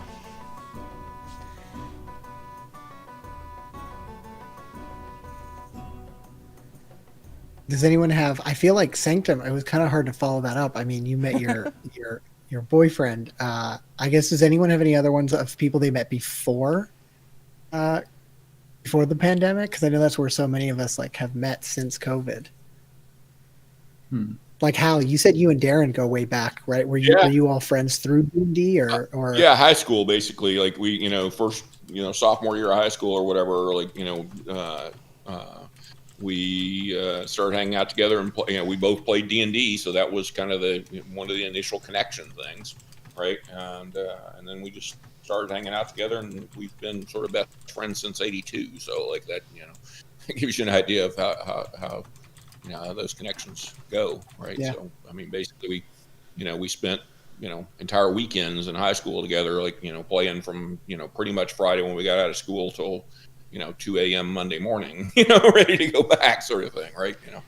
That sort of stuff. So yeah, playing D&D or programming were basically our full-time hobbies during high school. So yeah. So and now both, right?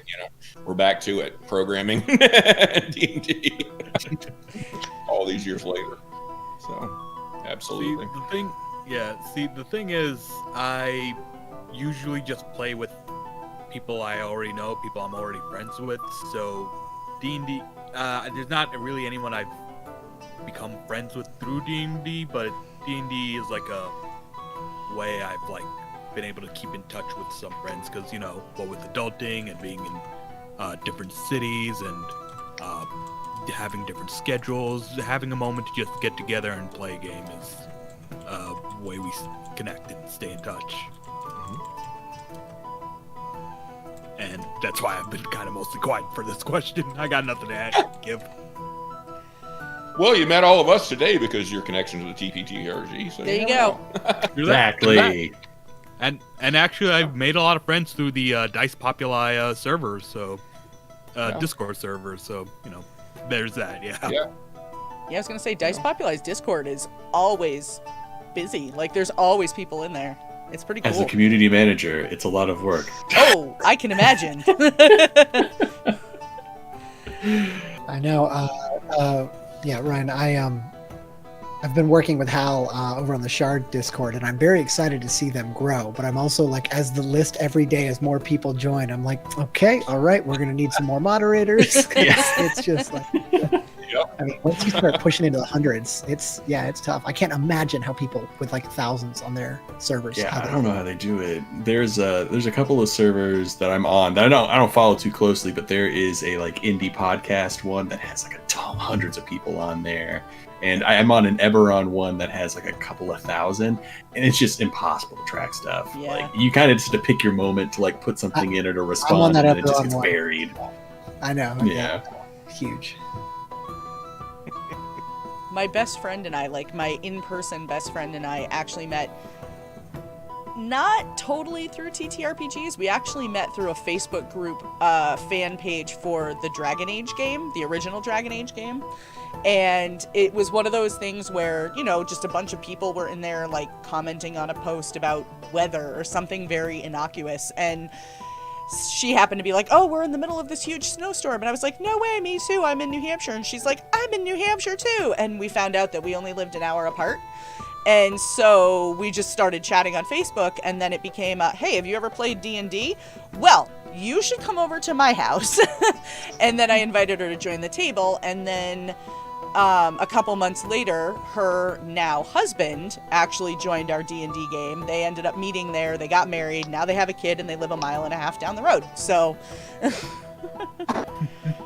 Nice.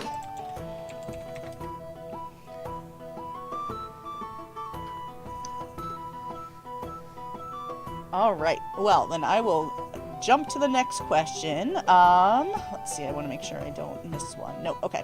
So the next question we got actually is from Rob. How do you all prefer to run social encounters? Do you like to keep dice rolls to a minimum or have skill checks regularly? Depends on the group for me. I mean, some groups are really comfortable, like, running most of it as a role-played encounter. Right, and that kind of stuff. Others are like, okay, what check do I need to make? I'm trying to persuade this person for this, right? So it's usually a mix, I guess, depending on what's going on. It just depends on the group, right? But my preference is to actually keep them to a minimum, right? To actually, let the characters, let the players in character reason through whatever's going on in those interactions. Yep. Yeah, I try to keep the dice rolls to a minimum. Like, usually what I do is like have the dice rolls happen for like deciding moments or like moments that could go one way or the other. But like if it's like I persuade the guard, or roll the dice and then role play what the dice says, or just talk to the guard and if what you say is good, it's good. Yeah, I think I agree. I like to keep it to a minimum. Keep it pretty fluid, unless I like to only keep it to die rolls when you're trying to actively influence somebody without having like a card to play. I just want to convince them to do this, that, or the third. You're not like, you don't have anything like blackmail or anything like that. I like to, if you're gonna like impose your personality, I want there to be some form of personality check. Yeah, I like to keep it to a minimum for sure. Yeah. I think I'm just to tag on to the minimum train. Yeah, I mean, to the extent that like if your party is just going and like back and forth, I will usually not try to stop it to do a roll, with an exception for if a player decides to tell a really big lie, like a really impactful lie, or to try like when you get to a really big turning point, and even then, if they've done a really good job of building the lie or of building to the persuasion, I will absolutely cater that, factor that in. Like if you've done a stellar job and you roll, I don't know, a 14, I'm not gonna be, oh hey, sorry bud, the DC was 15. He doesn't believe you. Like I kind of do my own little internal adjusting. If if you just walk up to the guards and you're like, the king sent me, give me your weapons, like that's not like a natural 20 isn't gonna work on that guy. So yeah, I like to like build up to the conversation and wait for those like key critical moments and then try to decide from there. Yeah, for sure.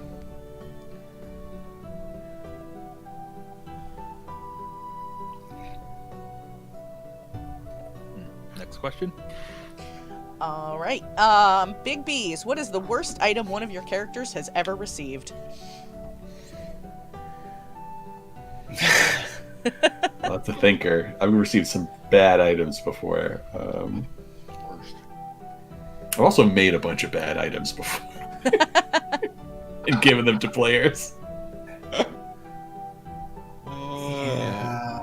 I mean, I will have say one that was. Go ahead, Sanctum. I was gonna say I have one that was like simultaneously the best and the worst, only because I didn't know what it did. So one in my old 5e game, I played a very dumb half-orc named Alona. I loved her to death, and her whole thing is she was trying to live up to her mom's expectations. And one of the party members got a like portrait of her mom because he could basically went into the afterworld, talked to her mom, saw what she looked like, got a painting done. Except the DM had him get the painting done from someone who made like live portraits, so the painting's eyes would move, and then like when I would wake up, the painting would be in a different position. And I had no clue what was happening with that painting. So it was both simultaneously the best and the worst because I was constantly paranoid I was going to wake up and have to find a painting version of my mother. Oh my god. I was terrified. I'm thinking, so not too long ago, one of the campaigns I run is an Out of the Abyss campaign. So they're all in the Underdark, and they're supposed to be like I like to add a lot of homebrew elements. I like to use the stories as kind of like a baseline and then build up everything around it. So they were supposed to just kind of leisurely stroll into a certain part of the Underdark with like a bunch of fungus. But I wanted to make it like creepy, weird, and I wanted a MacGuffin of some kind because I wanted to take that MacGuffin away from them so they could be like angry about it. So they found a sword. Like it was supposed to be like a legendary sword, just like this obviously evil, super evil sword. There's a bunch of like dead people like trying to grasp at it, and like all of them are dying or dead people surrounding it. And the thing was that every time it was like a D4, it was a sword, but every time you killed a monster, it would gain an additional D4 of damage.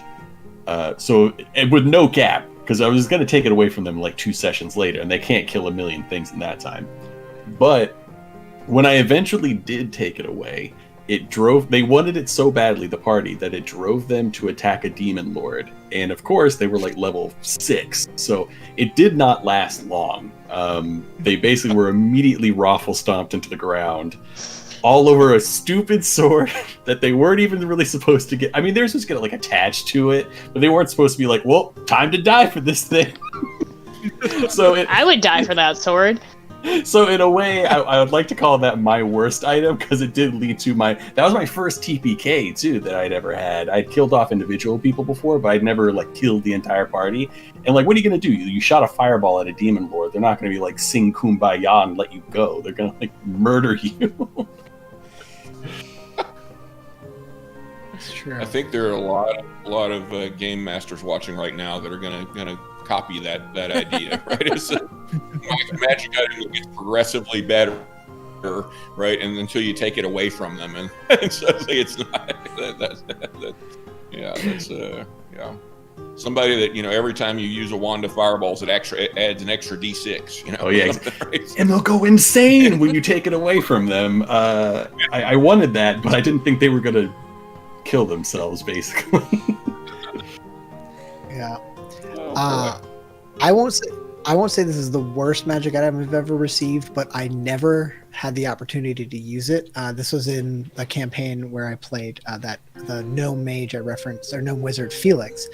I got a homebrewed item that my DM gave me called the Orb of Double Bounce, and the idea of the orb was it was a bouncy ball basically, and every time it bounced on the ground, it doubled in weight.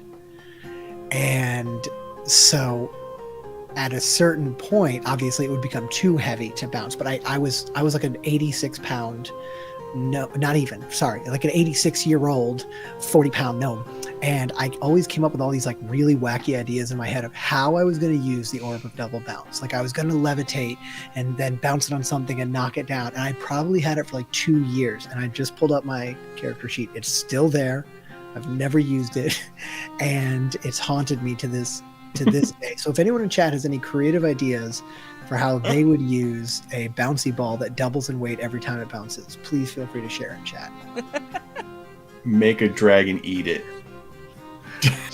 Okay. There you go. Just wait till he flies. Bounce it down that esophagus. Yeah. Exactly. Really, really hard, so it bounces going both ways. Yeah. Easy in, very hard out. Exactly. Skipping rocks thing, right? You skip it at a creature, so you when it starts, you can throw it, but by the time it bounces 6 times, basically, I hadn't thought about the momentum. yeah. By the time it bounces 6 times, suddenly that thing is going to hit with whatever it's against.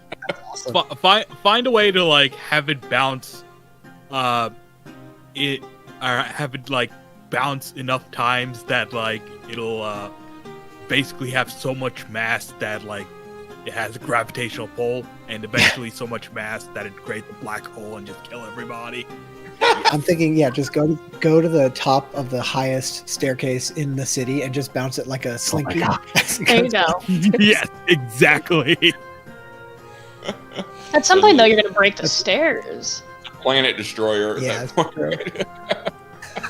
That is one of those like magical items that could very easily destroy the planet. I remember reading something on Reddit one time that there was this magical trap that every time you ran up a stair, you would go twice as fast on the next stair, and then the next stair, and the next stair. And then one of the characters had like Expeditious Retreat and all this other stuff speeding them up.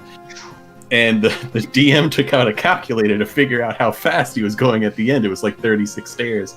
And found out that he had broken the speed of light and caused the Big Bang, and he started to rewrite the campaign right there on the table for a new one. I can't remember the name of this gimmick, but it's based on the whole idea of like a round being 6 seconds and being simultaneous. And it's like if you line up 100 commoners and you have each of them ready their action to like throw a javelin, and the next one grabs it and throws it to the next one, it basically creates like they'll throw it at the sound of speed, or the speed. The commoner railgun, I think, is what it's called. Yeah. I've heard of that one. I love that. Yeah, commoner railgun. That's amazing. All right, worst item. It's something like my character like requested like had commissioned in character. So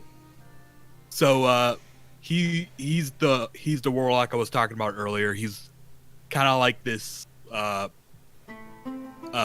very flamboyant, rich kid who's just a big old twit, and he commissions these boots, these thigh-high boots that are like something out of like Final Fantasy or something, right? And there's nothing really special about these boots. He just wants to be fashionable, and it takes like, and it's told that like he needs to wait like 2 days for it. So what do we do during those 2 days? We take a little side quest and like clear out some spiders in this dungeon. The problem is these spiders were strong as fuck in the sewer, and like we nearly died so many times. And there was this one spider that could like move through planes and dimensions, and that was the whole thing. And basically we almost got killed for these fuckboy boots, and I think that would qualify as a pretty worst item. They're not magical or anything. They're just regular boots. I was gonna say, did the fuckboy boots require attunement, or were those free balling, or what? Nope. Nope. They're just fashionable. Well, there you have it. All right, this is probably my favorite question I've seen in a long time. Tolmac would like to know, what is a real-life moment that you have rolled a 1? I already know my answer for this one, so I'll let you all sit on it for a minute.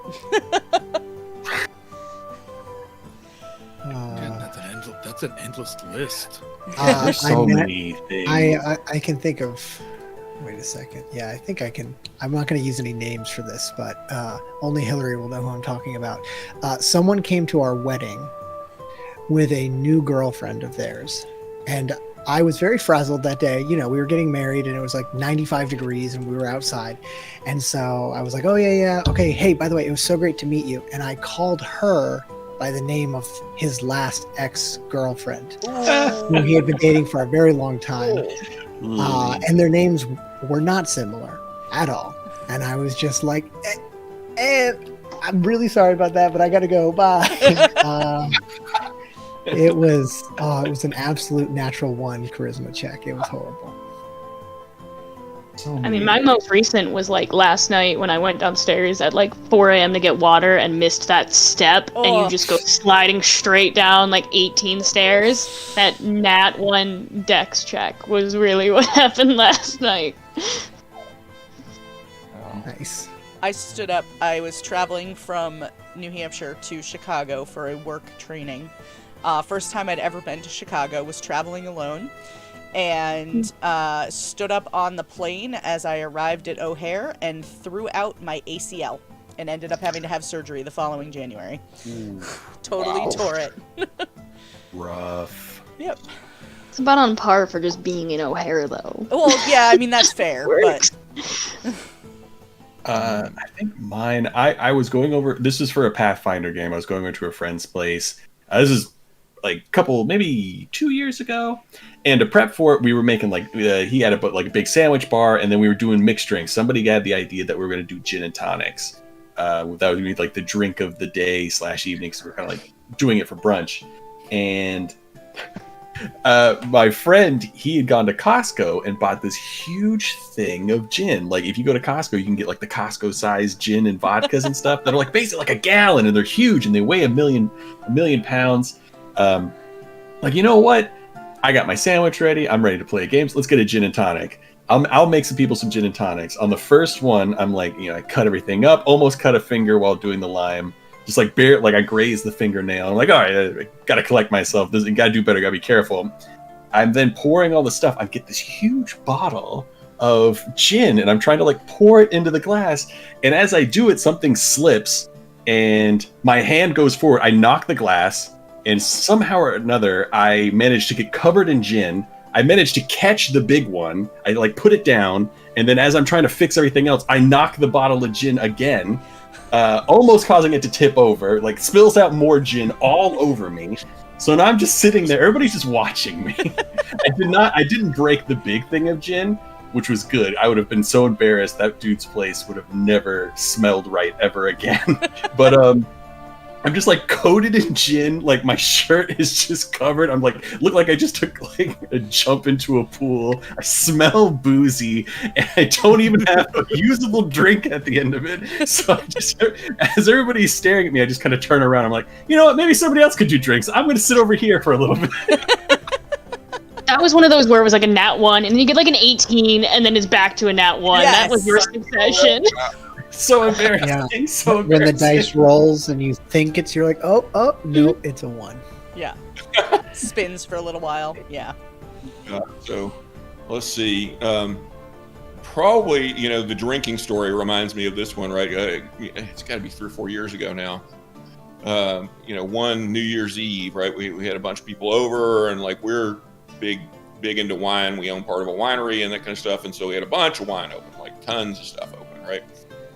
But Darren, my co-founder, brings this bottle of George T. Stagg Bourbon. We're from Kentucky, right? So bourbon's a big thing, right? And that kind of stuff. He brings this thing, and deep into the evening, we'd been drinking for a while or whatever else. He decides we got to get this bottle of bourbon open, right? And so we open this bottle of bourbon, and like I'm the dumbass that decides to do more than one shot because everybody that I want to see do a shot insists that I do one with them, right? This stuff is 140 proof, so even as like high as my tolerance is, by the end of the night, I was just dead. That's like the nat 1 intelligence check of the evening. You've been drinking too much, like you probably the worst I've ever been. Like, dexterity check. Okay, everybody does that. Nat 1's on intelligence. That's something you just feel like that's a life moment.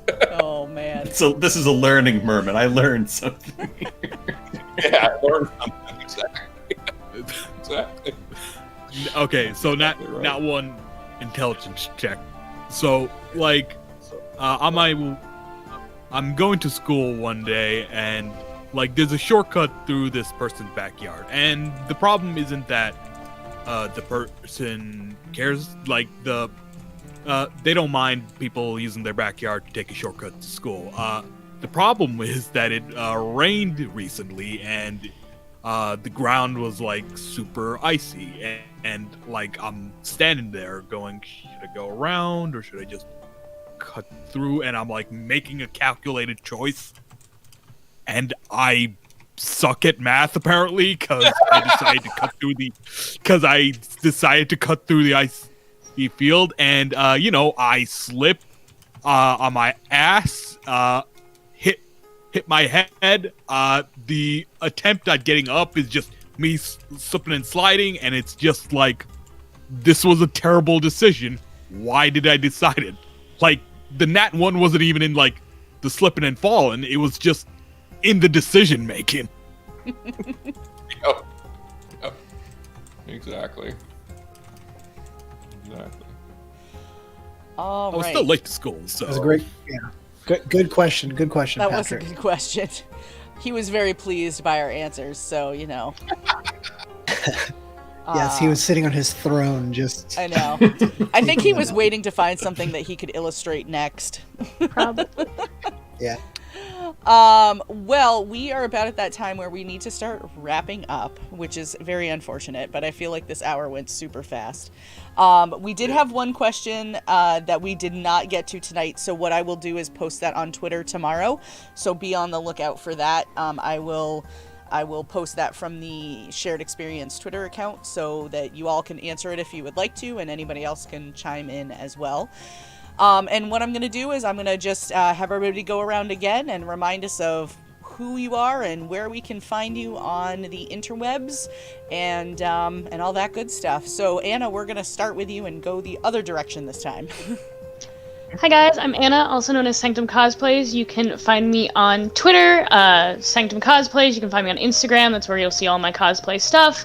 Right now it's more focused on special effects makeup because I don't currently have any cosplays in the works because I'm waiting for the world to open back up before I spend $500 on a piece of clothing that I wear outside sometimes.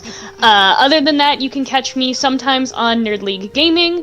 I do some TTRPG stuff over there, as well as on Dice Tyrants. They're kind of switching some things over. They got some new shows coming up, super exciting, so I'll be popping in and out of there. Other than that, I'm currently in between games, so I don't have a regular game or podcast. Hint, hint, if you guys need guest stars anywhere on games or podcasts, hit me up. But yeah, other than that, that's where you can kind of catch me. You can catch me on all of the backlogs and see that character that I was crying about in their YouTubes, because that was... Sob. Cry. Yeah. All right. Well, Anna, thanks so much. I'm glad we finally worked this out so that we can be all together. And, I will definitely reach out again in the future about having you back on at some point. So Definitely. This is fun. Yeah. Nick, let's go to you next. Hey, my name is Nick. You can find me on Twitter on NickPlaysDND. I play Relic on Know Your Role.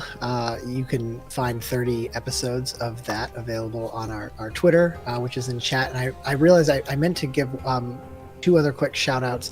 The Twitch channel that I'm planning on launching, even though I don't have all the details sorted out, the very first game I am going to run will be with 3 friends of mine from the Tightgeist podcast. Anyone who's familiar with Know Your Role, we had a guest star named Samaj who played a fun character named Confession. He's part of that podcast. So we're going to start off with them. And I'm very excited to share some more details about that when I can.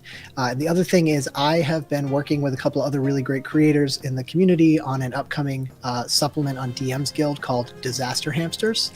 Luna was able to playtest that. I made the maps for it. I love it.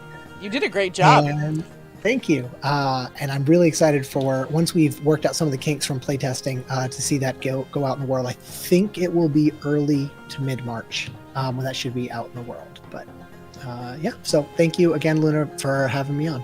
Yes, well, thank you for coming to hang out. And yeah, if you get the chance, look up Disaster Hamsters. It was super fun. You play as adorable little hamsters. True story. And Looking it up now, hamster. if you aren't convinced to play it by the cover art alone, like, I mean, it's going to be a lot of fun. yeah, it was definitely great to play test it, and I am excited for it to release. One of the things that was very fun about it was when we played it, you can play it as a standalone, but one of the things that we were told, Samuel DM'd it from Plot Hook's podcast, and he was like, also, you could drop this into a currently running campaign and just your characters wake up as hamsters one day. And we all went, oh my god, that's brilliant. So yeah, so definitely be on the lookout for that. And let's see, next Were you in the group that caught the cage on fire, Luna? No, we did not Okay. do that. Good to know. I was in the very, very, very first playtest group, so Okay. yeah. So Ryan, we'll go to you next. Yeah, you can find me at Ryan_MOSSB, or I spend a lot of my time on the at Dice Populi Twitter handle. Dice Populi, the podcast that I'm a cast member of, we are rotating dungeon masters. So each arc, one of our number takes the DM seat, and the rest of us play through. So you can kind of experience a lot of different GMing styles, and everybody kind of gets a chance to kind of steer the ship, and then of course it kind of like wiggles and waggles, hopefully towards a meaningful conclusion. Our Discord kind of officially launched like a couple months ago. It's been booming and it's been really fun. We also just launched a Patreon like last month. It's been going really well as well. But yeah, just reach out. I also, just on a personal note, just like Ben over at Lawful Great, I love to be guest on podcasts and streams. If you need somebody to join up and you like to bring a really dumb character that's going to do stupid stuff, let me know. I'll fill that hole. Like I love doing that sort of thing. But yeah, and I think that's it. Yeah, that's it. And Ryan is a lot of fun to play with. I will vouch for that. So, yes. And next we'll go over to Hal. All right, well, I'm Hal. I'm one of the co-founders of a thing called Shard Tabletop, and we have a beta currently live and a Kickstarter going right now. So we appreciate your support over there. But you can play with the tool for free. Nick is our moderator, and what he didn't say during his own part is he actually has an upcoming adventure launching on our platform as well. So March is going to be a busy month for him because he has, a nice adventure that he's been working his butt off on to get done, and it looks really good. So I can't wait to play it, and that will actually happen in March as well. And maybe he'll convince this crew to come play test it with him. You never know. We could all play a game together. I might be up for that. Nick can screen, and we'll all play test his adventure. I would be happy to help. Super down for that. Super down. Yeah. So one of the things we're really happy about is that we are partnering with a lot of smaller creators or people that are first-time creators and that kind of stuff. Because while we love the partnerships with Cobalt Press and Peterson Games and the folks that have been in the industry a while and that sort of stuff, the reality is, for me, it's really about giving new creators a chance and a platform to launch their stuff where they actually own their own intellectual property. Unlike some other platforms you can publish on, you actually do own your own stuff when you publish it on Shard, and you're free to publish it on any other platform that allows you to keep those rights. So that's we're totally up for helping people get started.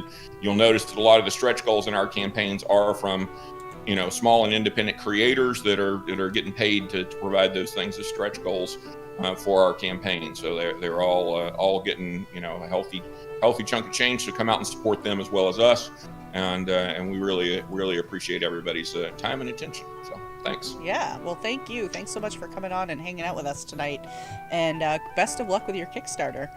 It seems like it's been going really well so far.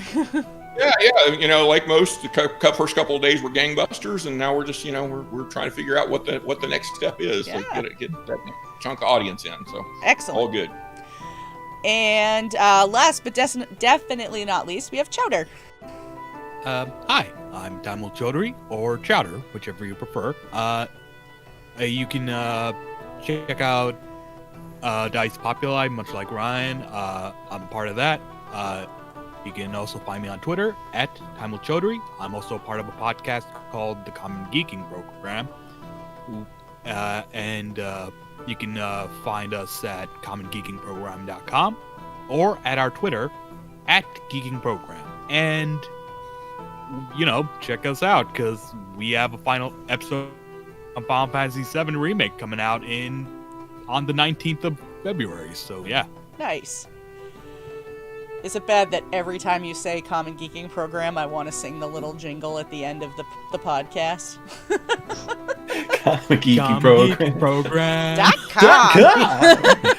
Yeah.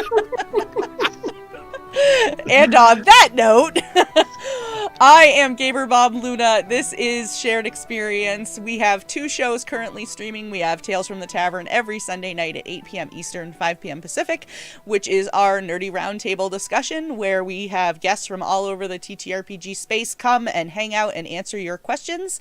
And then on Wednesday nights, we have our Pathfinder First Edition campaign, which is 50 Shades of Crimson. That is a Curse of the Crimson Throne adventure path, and we are soon to be adding a Star Wars Fantasy Flight game to our roundup as well. That should be starting, we're hoping January. Art got a little delayed, so we're hoping mid-February at the latest. We shall see. So keep an eye out on our Twitter for more information about that as that comes. And we are going to go raid some good friends of the channel. We're going to go say hi to our friends Beard and Bride. They're doing a nice chill stream with some Stardew Valley tonight. And they are... Actually, Josh is wearing a Shared Experience hoodie right now. So Nice. So we're going to go drop a line and say hello to them. But thank you all to our guests, and thank you all to chat for your great questions. And we will see you all next week. Yeah, thank you. Thank you, Luna. Ciao. Hey. Thanks, everybody. A lot of fun.